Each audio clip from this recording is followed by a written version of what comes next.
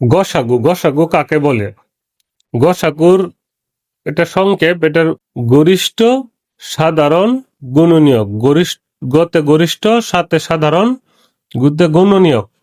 গরিষ্ঠ সাধারণ গুণনীয়ক, গরিষ্ঠ মানে বড়, সবচেয়ে বড় সাধারণ গুণনীয়ক।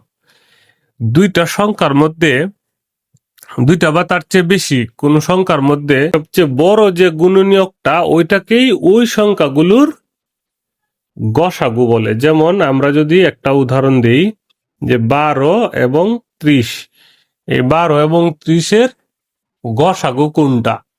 যেমন 12 আর 30-এর গসাগু হইলে তাহলে 12 এর গুণনীয়ক কতগুলো? এই যে গুণনীয়ক 1, 12 একে 12, 2 দিয়ে দিলে 6 দুগুণে 12, 3 দিয়ে দিলে 3 4-এ 12, আবার 30-কে দিলে 30 একে 30, 2 দিয়ে দিলে 15 দুগুণে 30, 3 দিয়ে দিলে 3 10-এ 30, 4 দিয়ে যায় না, 5 দিয়ে দিলে 5 6 30।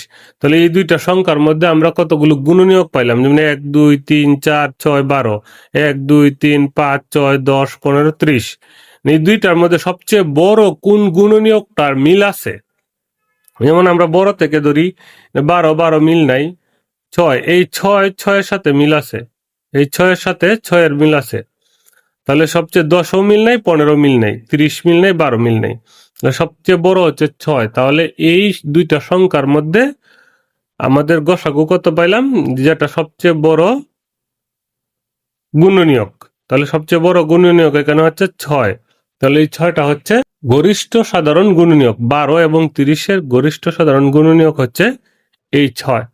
তাহলে আমরা এভাবে দুইটা সংখ্যার গসাগু খুব সহজে নির্ণয় করতে পারবো।